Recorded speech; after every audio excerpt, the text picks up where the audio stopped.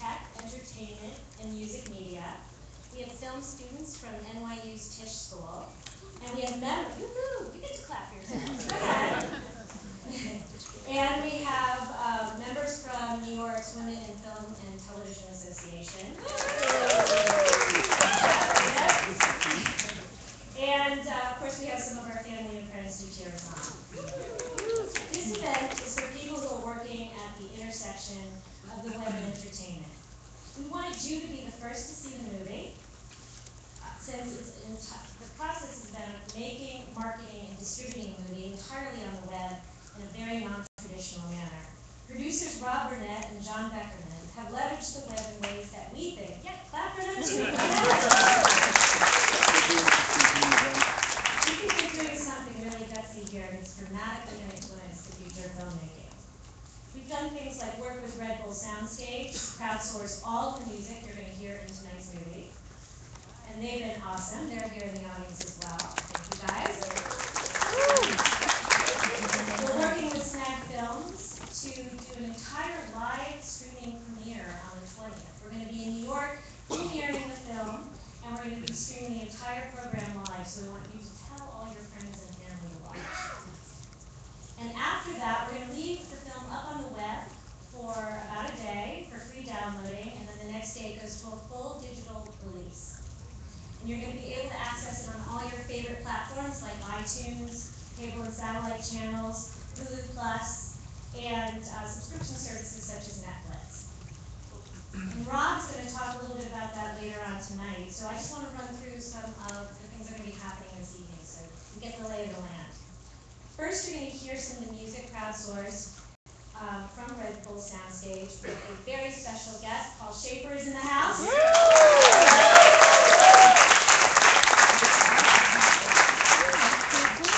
Producer and director Rob Burnett is going to introduce the movie. We're going to screen the movie. It's going to take about 90 minutes. And our very special friend Michael Ian Black is here.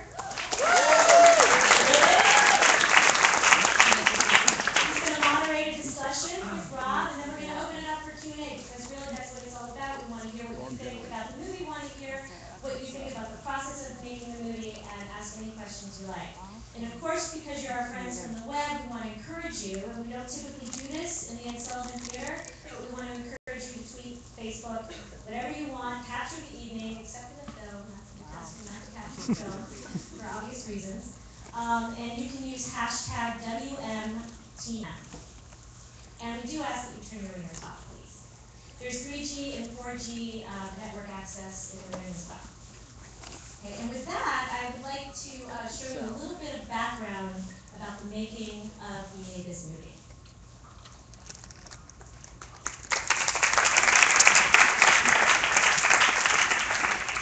Where I'm going.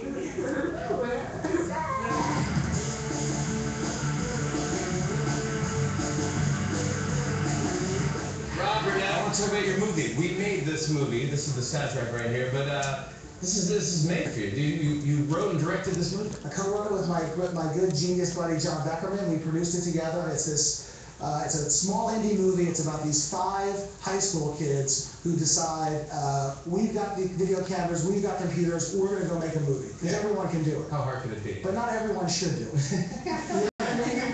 Not everyone should. You can see the first shot of the movie, panning walking feet of Lexington Father walking.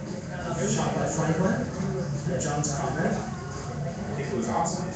This movie it's sort of a coming-of-age film. These kids from Bucktown High School in New York make this crap movie. That was the idea. They set out to make a movie, but they're terrible at it, and their movie's horrible. So when you're watching it, you think, oh my God, this is the worst movie ever, and then you realize there's something else going on, and it becomes about them. Rob, I have to say, I started watching it, I thought, oh my God, this is so bad. Does Rob Burnett know that this is bad? Because I didn't think anything at all about the movie. But then the premise of the movie is it's supposed to be a bad movie made by teenage kids. Yeah. Which, once I made that shift, I realized it's very well done.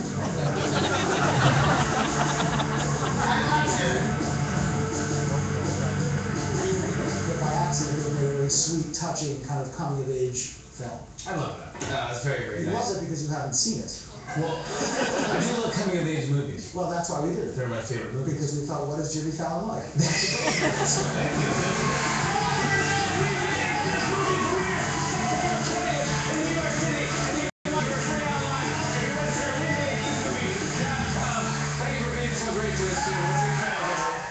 Ladies and gentlemen, I'd like to introduce director Rob Burnett. Thank you so much for coming. I appreciate it. Genie, those are the world's most competent human. Thank you. That little clip package that you just watched, so I'm on the Jimmy Fallon Show, CBS this morning with Gayle King and Access Hollywood, talking about a small indie movie that no one had ever heard of. And this tells you one thing, that at the end of August, talk shows have no guests at all. That is how I get on TV. You guys are the first audience to see the finished product of this movie. We're very excited about that. I'm also slightly nauseous, but we have screened it, along the way. It's played well, so we're excited about that. But of course, that doesn't matter now. Here we are in the first tee. It doesn't matter how you hit them on the range. I like using golf analogies, although I don't play golf. So Genie is right. We're releasing this in an unusual way. We have our big premiere next Thursday. We're streaming the movie live on the web for free. I don't know how I make money on that. I think it's a huge mistake, frankly. We never think this. But for me, this movie has been a huge learning experience because it is a kind of a crossroads between Hollywood and the web. Though I don't consider myself a kind of a typical Hollywood person, my show business career is quite traditional. I've worked for the David Letterman Show here for 27 years, amazingly. I started when I was 22, right out of college. I did a show with my buddy John Beckerman that was on NBC for 4 years in prime time called Ed. I think that was an appropriate smattering of applause. I hope that we don't run overtime on the crew for the waiting for the applause to die down from Ed. So it's been a huge learning curve for me to kind of learn about the web and all of this. And I know some of you are not traditional Hollywood people, so if I can just maybe teach you just a little bit about my world. So we're going to watch the movie, and at the end of the movie, we'll have a Q&A, I'll mingle around with you. So here's how we do it in Hollywood, just so we're clear. When you see me, if you didn't like the movie, when you come up to me, what you say is, Rob, I like the movie.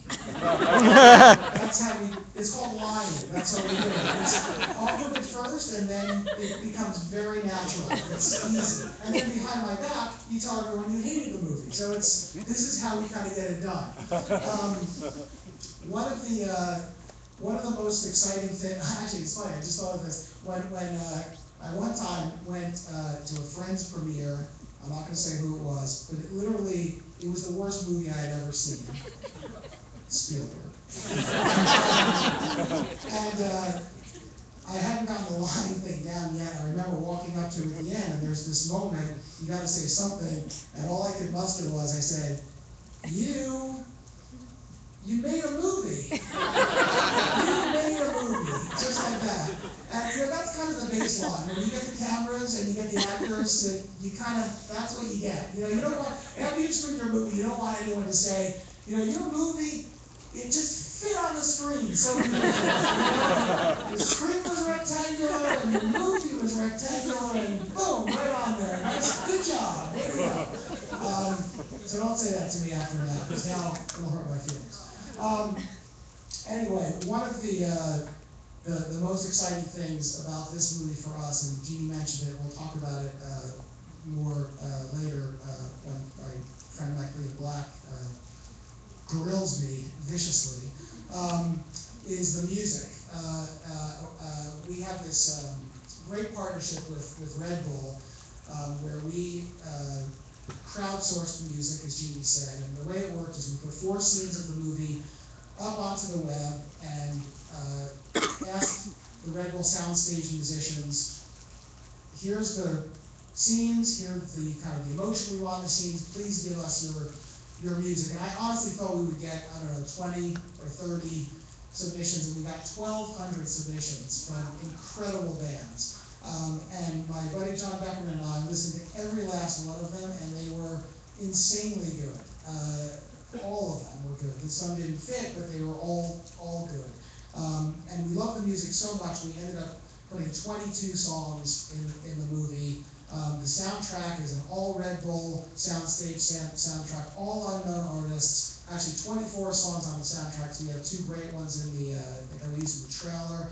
And on Monday on the Late Show, one of the bands of Gentlemen and Cowards will actually appear on this very stage. So before we roll the movie, just in keeping with our excitement about the music, we have a little treat for you. We brought in one of the Red Bull bands that is in the movie, but rather than me bringing the band out, it seems ridiculous because there is a guy that I have the pleasure every night I stand over there and he's over there by those instruments, and I get to watch him.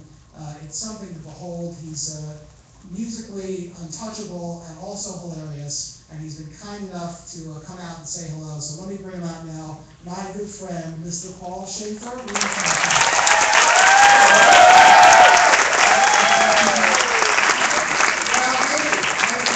you guys hear me? Thank you. Thanks all of you for coming. Rob, I want to thank you for letting me come out and say hi to everybody tonight. And I'm very fortunate that I got to see a little sneak peek of this movie earlier today. And I want to say, in all seriousness, you made a movie. You made this movie, my man. Well, Rob is right. We get to work together every night here on this very stage, and we get to present together every night some of the hottest, newest, most cutting-edge musical acts, bands, as you kids would call them. I still call them acts, because in my day there were some solo singers too. Now even a solo singer is a band, and I'm okay with that. And the movie is very exciting because it features so many new young bands, and we have one of the best with us tonight.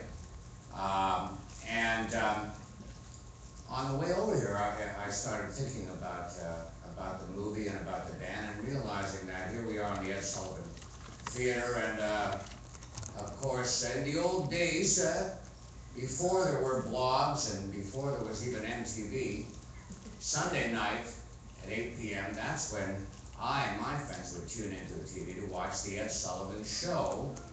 And he presented at that time the most cutting-edge, newest, youngest bands, including one called the Beatles. And you all remember Ed Sullivan, of course. He was a nationally syndicated columnist of the New York Daily News.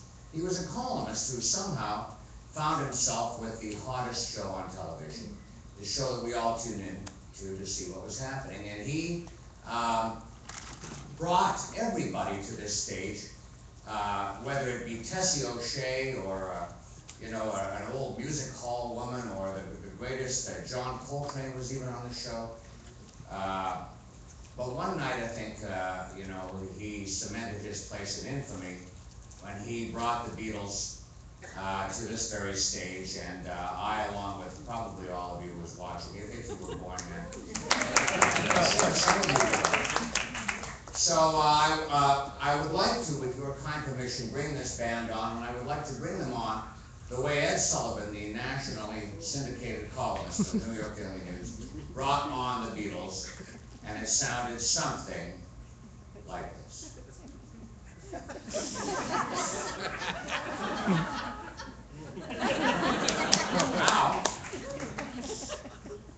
Now, yesterday and today our theater's been jammed with newspapermen and scholars from across the country. And these veterans agree with me that the city has never seen the kind of excitement generated by these 4 youngsters from Liverpool. who call themselves the Beatles. Now, come on, you promise now, you kids. Now, tonight, you'll twice be entertained by them. So please join me in welcoming the great band from the movie, we made this movie. Please welcome them. Food will win the war. Food will win the war. Let's get it here. Food will win the war.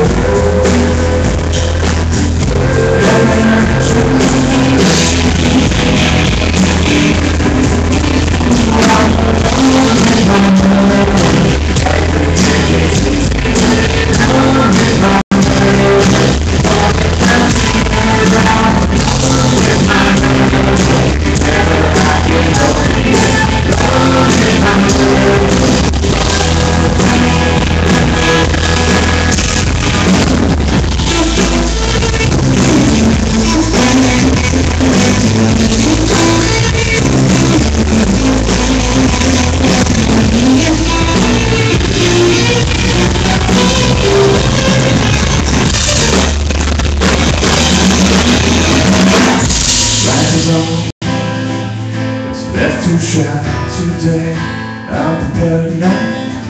Let's not get carried away.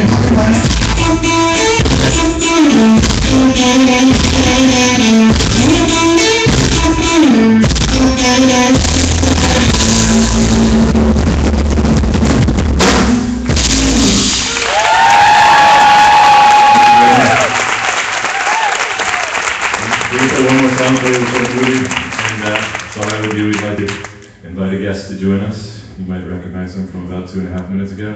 The man, Paul Shaffer.